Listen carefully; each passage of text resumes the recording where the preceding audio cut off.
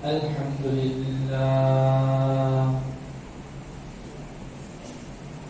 لله نحمده ونستعينه ونستغفره ونؤمن به ونتوكل عليه ونعوذ بالله من شرور أنفسنا ومن سيئات أعمالنا من يهده الله فلا مضل له ومن يضلله فلا هادي له ونشهد أن لا إله إلا الله وحده لا شريك له ونشهد أن سيدنا وسندنا ومولانا محمدا عبده ورسوله صلى الله تبارك وتعالى عليه وعلى آله وأصحابه وبارك وسلم تسليما كثيرا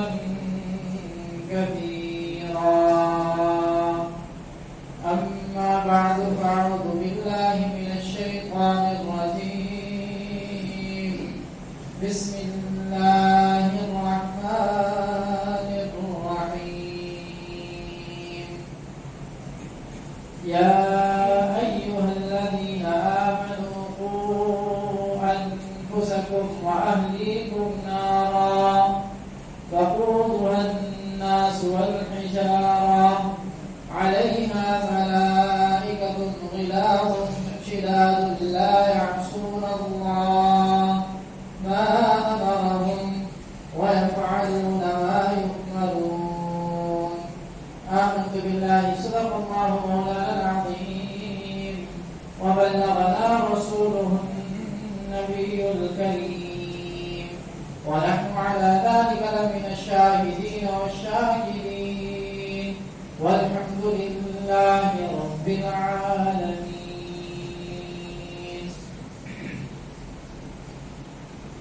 تمام تعریفیں رب کائنات کے لیے جس نے اس کا فانی عالم کو وجود بخشا.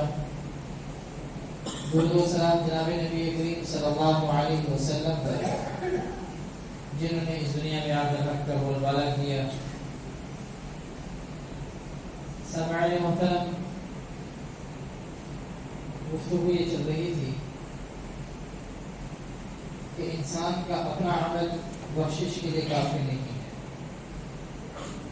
اس کے ساتھ ساتھ جتنے بھی اس کے ماتحت ہیں وہ سارے کے سارے اس کی ذمہ داری کے اندر شامل ہیں اور ان کے اعمال کا بھی یہ بندہ جواب دے گا.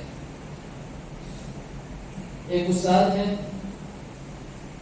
اگر وہ یہ کہے کہ میرا اپنا عمل میرے لیے کافی ہے اور اس کے ماتحت جو اس کے شاگرد ہیں وہ جو مرضی اعمال کرتے رہیں تو یہ بات کافی نہیں ہے. اسی طریقے سے گھر کا سربراہ اگر یہ سمجھ لے کہ میرے اپنے اعمال میری بخشش و نجات کے لیے کافی ہیں اور میرے ماتحت جتنے لوگ آتے ہیں، بیوی ہیں، بچے ہیں، ان کے اعمال کا میں ذمہ دار نہیں ہوں، تو یہ بات بھی قابل قبول نہیں ہے. اسی طریقے سے ایک دکاندار ہے، اس کے ماتحت کچھ ملازم ہیں اور دکاندار یہ سمجھے کہ میرے اپنے اعمال میرے لیے کافی ہیں اور میرے ماتحت جتنے ملازم کام کر رہے ہیں ان کے اعمال کا میں جواب دہ نہیں ہوں، تو یہ بات بھی غلط ہے، درست نہیں ہے. اسی طریقے سے اس دائرۂ کار کو بڑھاتے جائیں. آج کل کی جو صورتحال ہے اس میں محلے کا جو سربراہ ہے، جس کی بات سنی جاتی ہے، مانی جاتی ہے، وہ یہ کہے کہ میں اپنے اعمال کا جواب دہ ہوں اور باقی جو محلے کے لوگ ہیں ان کے اعمال کا میں جواب دہ نہیں ہوں، تو یہ بات غلط ہے، یہ درست نہیں ہے. وہ محلے والوں کے اعمال کا بھی جواب دہ ہے. جیسے وہ دنیا کے معاملات کے اندر محلے والوں کے مسائل کو حل کرتا ہے، ایسے ہی اس کی ذمہ داری ہے کہ وہ دینی مسائل کے اندر بھی ان کی سربراہی کرے، یہ اس کے اوپر لازم ہے. اسی طریقے سے علاقے کا کوئی سربراہ ہے، علاقے کا کوئی چودھری ہے، وہ یہ سمجھتا ہے کہ میں اپنے علاقے کے لوگوں کے مسائل کو حل کرنے کے بعد میرے اوپر سے ذمہ داری ختم ہو گئی، اب کوئی جواب دہ میں نہیں ہوں، تو یہ بات درست نہیں ہے۔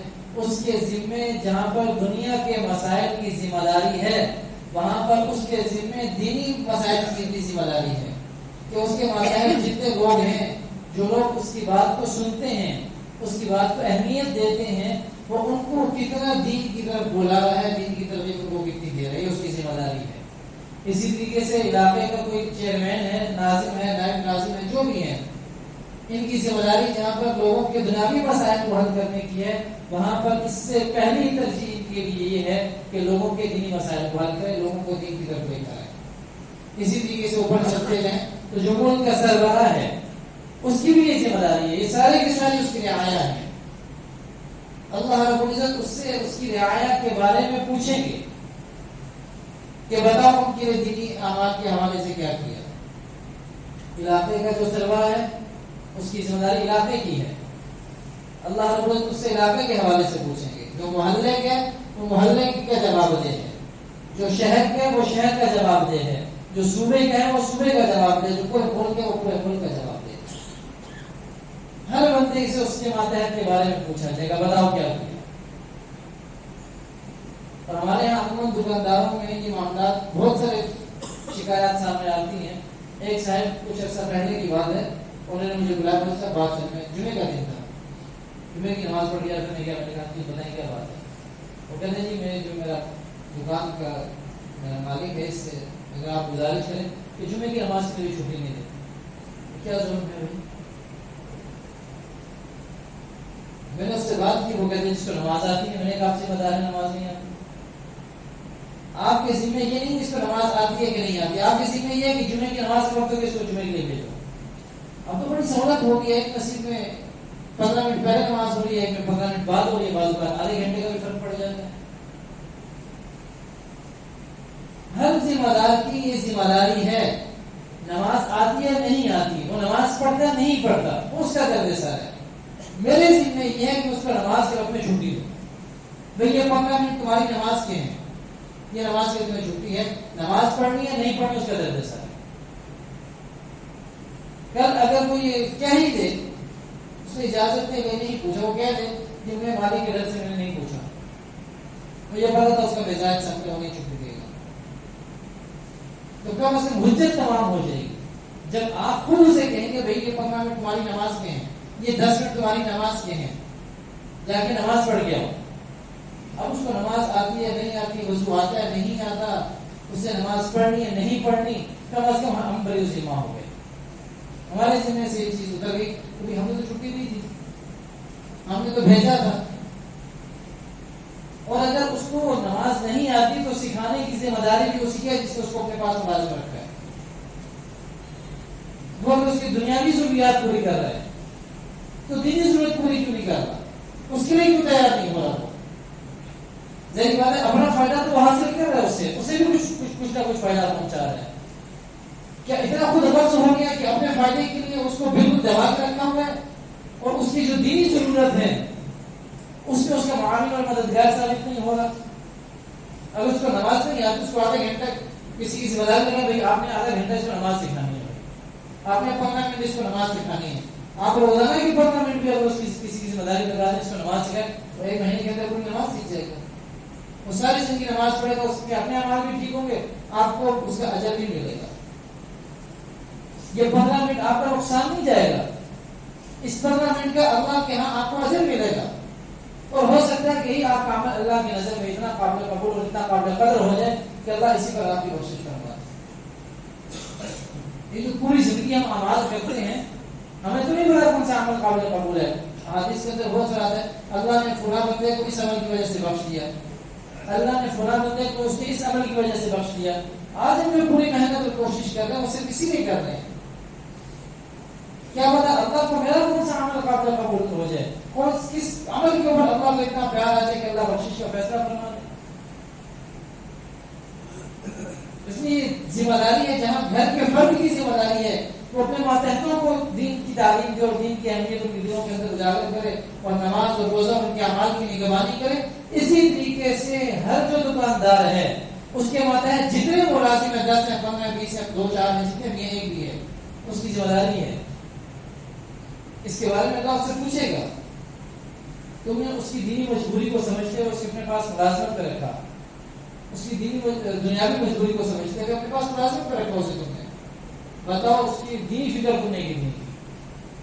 وہ تو تمہارے لیے اتنے فائدہ مند ثابت ہوا کہ کہتے ہیں کہ فلاں ملازم ہے میرا بڑا فائدہ مند ثابت ہوا میرے لیے, 1 سال کے اندر اس نے اتنی لاکھوں کی سیل کر دی, اس نے تو کر دی, آپ نے اس نے کیا کیا؟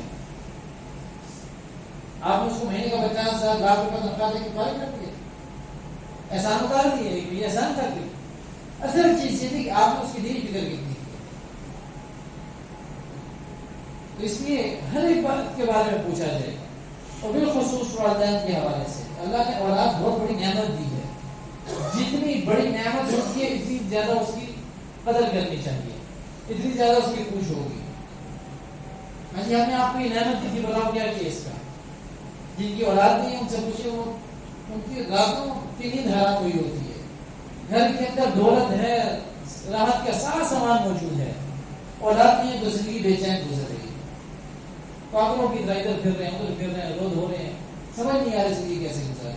ہمارے پاس اربوں روپے ہیں, کون ہے وارث؟ کوئی نہیں ہے, وہ اپنا وارث ڈھونڈ رہے ہوتے ہیں. اور اللہ نے جن کو اولاد کی نعمت سے نوازا ہے ان کے اوپر تو بہت بڑی ذمہ داری ہے اپنی اولاد کی, کہ ان کی دینی تربیت اچھے انداز سے کریں. اس تربیت کے اندر سب سے پہلی چیز کیا ہے؟ سب سے پہلی چیز یہ ان کو نماز پڑھنا. وَأْمُرْ أَهْلَكَ بِالصَّلَاةِ, اپنے اہل والوں کو نماز کا حکم کرو اور اس کے اوپر خود بھی قائم کرو, خود بھی نماز پڑھو, گھر والوں کو بھی حکم کرو. پہلے حکم یہ ہے کہ اپنے گھر والوں کو اس کا حکم کرو, ان کو پابند بناؤ نماز کو. پابند تبھی بنے گی جب بندہ خود پابند ہو. ایسے کیسے ہو؟ تو اپنے بچوں کو سب سے پہلے نماز کے پابند بنائیں. اس کے لیے ضروری ہے کہ ہم خود نماز کے پابند ہوں. باپ کو کبھی دیکھا نہیں نماز پڑھتے ہوئے, گھر میں کبھی نماز پڑھی دیکھی نہیں, تو ماحول کیسے بنے گا نماز کا؟ باپ اپنے بچے کو کبھی مسجد لے کے نہیں آیا ساتھ, اس کو کیا پتا کیا ہوتا ہے. جمعے کو لے کے آتا ہے, بچہ بھی نہیں سمجھتا جمعے کی نماز فرض ہے, نسل در نسل جمعے کی نماز چل پڑی ہے. اور بیچ میں 5 نمازیں, نہ باپ کے دل کے اندر اہمیت تھی نہ بچوں کے دل کے اندر اس کی اہمیت, باقی 5 نمازیں. تو سب سے پہلا حکم نماز کا ہے. نماز کے اوپر جب پابندی ہوگی, بچوں کو ساتھ لے کر رہیں گے, پتہ چلے گا, بچے کو پتہ چلے گا میرا باپ ساری زندگی یہ کام کرتا ہے, وہ تو نماز کے پابند رہا ہے. وہ دیکھیے گا کہ میں دکان پہ باپ کے ساتھ کام کر رہا تھا, باپ اذان ہوئی, باپ کی دکان بند کی, نماز پہ چلا گیا. میں باپ کے ساتھ ریڑی میں گیا, نماز کا وقت ہوا, اذان کی آواز نہیں, باپ نے ریڑی کے اوپر کپڑا ڈالا اور نماز کے لیے چلا گیا. باپ کارخانے میں کام کر رہا تھا, وہاں سے نماز کی چھٹی بھی, نماز کے لیے چلا گیا. اب بچے کے دل کے اندر نماز کی اہمیت بیٹھے گی, تو لازمی چیزیں بھی کرنے کا کام ہے. تو اس کی سب سے پہلا حکم نماز کا ہے, اور سب سے پہلا سوال نماز کے بارے میں ہوگا. اور نماز کو اتنا ہلکا ہم نے پہلے بھی عرض کیا تھا, آپ کے اسلام آخری عمر ہے, آخری وقت چل رہا ہے, آواز نہیں نکل رہی, کان قریب کر کے سننا جا رہا ہے, کیا کہہ رہے ہیں؟ الصلاۃ الصلاۃ الصلاۃ, یہی صدا لگ رہی ہے.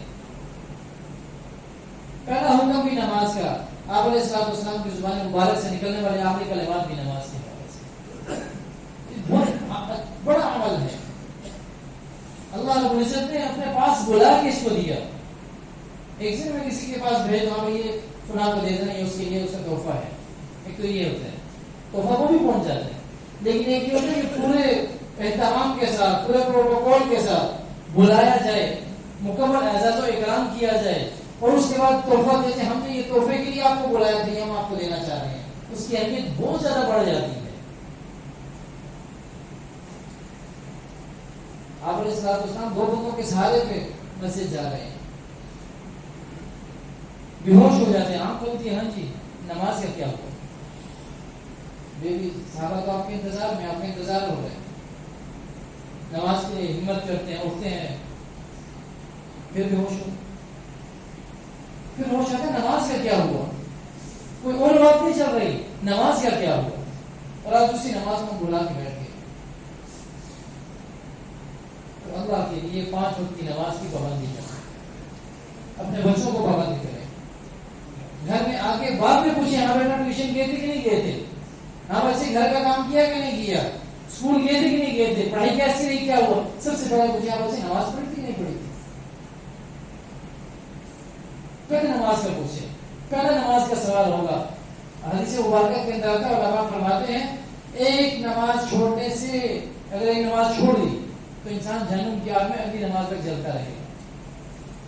ہم اپنے بچوں کو جلنے کے لیے چھوڑ دیں, وہ جلتے رہے. اس 50 سال کی زندگی, 60 سال کی زندگی, 70 سال کی زندگی, اس کے لیے تو ہم فکر مند ہو رہے ہیں. وہ زندگی جو لامتناہی ہے, کوئی انتہا نہیں ہے اس کی, وہاں پہ تو موت کو بھی موت آ گئی. اور اس ابدی زندگی کے لیے ہم نے اپنے بچوں کو جہنم اور آگ کے حوالے کر دیا. کتنے گھاٹے کا سودا ہے, بہت گھاٹے کا سودا ہے. 50 سال کی زندگی کے لیے دن رات ایک کیا اپنے بچوں کے لیے, اور جو لامتناہی زندگی تھی جس کی کوئی انتہا نہیں تھی. دنیا کے اندر روزی کا ذمہ اللہ نے لیا ہے. وما من دابة في الأرض إلا على الله رزقها ويعلم مستقرها. اللہ نے ٹھکانے کا بھی وعدہ کیا ہے, اللہ نے روزی کا بھی وعدہ کیا ہے. دنیا میں تو اللہ نے وعدہ کیا ہے, یقینی بات ہے اللہ دے گا, کھانا بھی دے گا, ٹھکانا بھی دے گا. لیکن آخرت کے اندر کامیابی کا وعدہ کہ ہر بندے کو میں کامیاب کر دوں گا, اللہ نے کوئی وعدہ نہیں. اور اس کی پہلی شرط نماز ہے.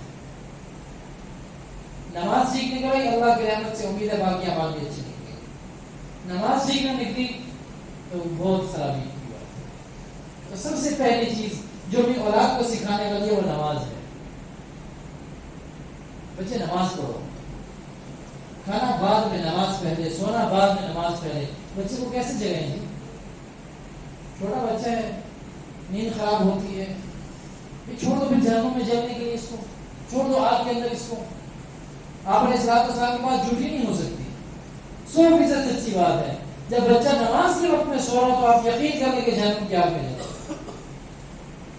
آپ نے صلاۃ والسلام کا فرمان 100% سچ ہے. یقین کرنے کی ضرورت ہے, جہنم یہ آگ کے بسترے پہ ہے, یہ آگ میں جل رہا ہے, اور اس سے بچانے کا ایک ہی طریقہ ہے کہ اس کو اٹھا کے نماز کے لیے کھڑا کریں. تو بچوں کی تربیت میں جو سب سے پہلا کام ہے وہ نماز کا ہے. اور دوسری چیز جس کے اندر بہت زیادہ احتیاطی ہوتی ہے, پیار اور محبت کے اندر. حضور اکرم صلی اللہ علیہ وسلم تشریف فرما تھے, ایک خاتون پاس تھی. خاتون نے بچے کو بلایا کہ اگر آپ میرے پاس آئیں گے تو میں فلاں چیز میں آپ کو دوں گی. وہ بچہ آ گیا, علیہ السلام السلام لے گئے,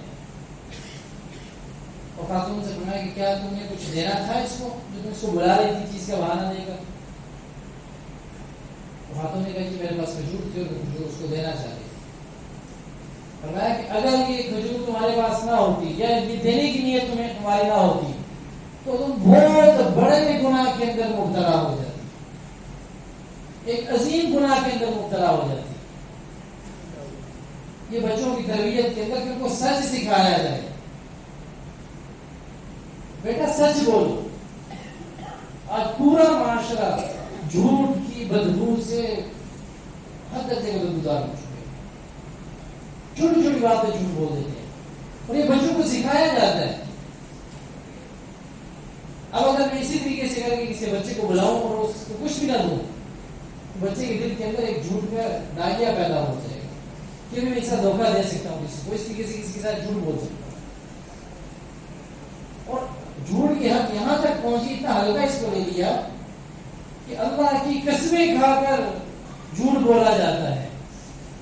اللہ کا نام لے کر جھوٹ بولا جاتا ہے. ہمارے بازاروں کے اندر کیا ہو رہا ہے, اللہ کا نام لے کر جھوٹ بولا جاتا ہے. کتنا بڑا جرم ہے. اس پہ زمین پھٹ جاتی, آسمان گر جاتا, ایک پھر بھی کم تھا کہ جو اللہ کا نام لے کر جھوٹ بول رہے ہیں, اللہ کو گواہ بنا کر جھوٹ بول رہے ہیں, آیات لکھ لکھ کے جھوٹ بول رہے ہیں, حدیثیں لکھ لکھ کے. من غش فلیس منا, جس نے دھوکہ دیا وہ ہم میں سے نہیں. اسی حدیث کے نیچے بیٹھ کے کاروبار اور دھوکہ دے رہے ہیں. ایک ظلم نہیں ہے. اللہ کو گواہ بنا کر, اللہ کے نبی کو گواہ بنا کر جھوٹ بولا جا رہا ہے.